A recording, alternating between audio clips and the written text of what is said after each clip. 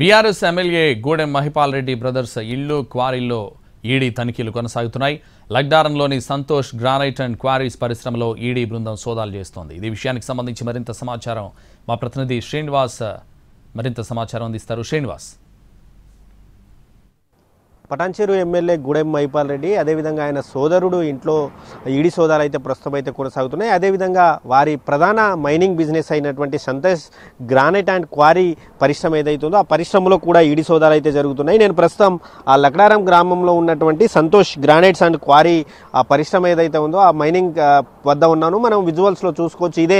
ఇదంతా కూడా Santosh granite and క్వారీకి సంబంధించినటువంటి ఆ ఏరియా ఇదంతా కూడా. ఈ ఏరియాలోనే గతంలో సంగారెడ్డి జిల్లా కలెక్టర్ ఆర్డీఓ నేతృత్వంలో టాస్క్ ఫోర్స్ కమిటీ ఏర్పాటు చేసి పటాన్చెరు ఎమ్మెల్యే మహిపాల్ రెడ్డి సోదరుడిపై కూడా కేసు కూడా నమోదు చేయడం జరిగింది. ప్రభుత్వ ఆస్తుల ధ్వంసం కేసులో అంటే ప్రభుత్వం ఇచ్చినటువంటి భూమి కంటే ఎక్కువగా కూడా తవ్వారని చెప్పి గతంలో మధుసూదన్ రెడ్డి మీద కేసు నమోదు చేసి 341 కోట్ల రూపాయల పెనాల్టీ వేయడం జరిగింది. అయితే ఈడీ మాత్రం రంగంలోకి దిగడానికి మాత్రం ఇటు ప్రధానంగా కూడా బినామీల పేర్ల మీద వ్యాపారం చేస్తూ కోట్లు సంపాదించారన్న ఆరోపణలపై మాత్రం ఇటు ఈడీ రంగంలోకి దిగింది. ఉదయం 8:15 ప్రాంతంలో ఏకకాలంలో ఈడీ మొదటగా కూడా వారి ఇంట్లో అంటే ఇటు మహిపాల్ రెడ్డి ఇంట్లో అదేవిధంగా మధుసూదన్ రెడ్డి ఇంట్లో అదేవిధంగా మహిపాల్ రెడ్డి కూతురు అయినటువంటి నిజాంపేటలో ఉంటుంది. నిజాంపేటలో 3 చోట్ల ఏకకాలంలో సోదాలు చేశారు. ఆ తర్వాత మరికొన్ని బృందాలుగా ఏర్పడి ప్రస్తుతం అయితే 8 చోట్ల అయితే ఈడీ అధికారులు అయితే సోదాలు చేస్తున్నారు. ఈ సోదాల్లో కూడా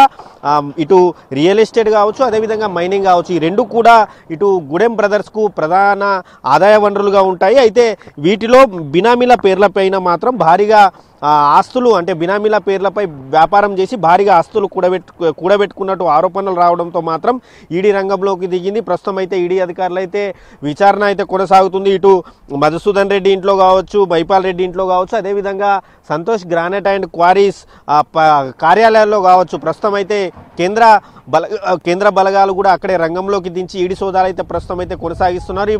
మధ్యాహ్నం అయిన తర్వాత అంటే ఉదయం 8 గంటలకు ప్రారంభమైనటువంటి ఈడీ దాడులు దాదాపు 5 గంటల నుంచి కొనసాగుతూనే ఉన్నాయి.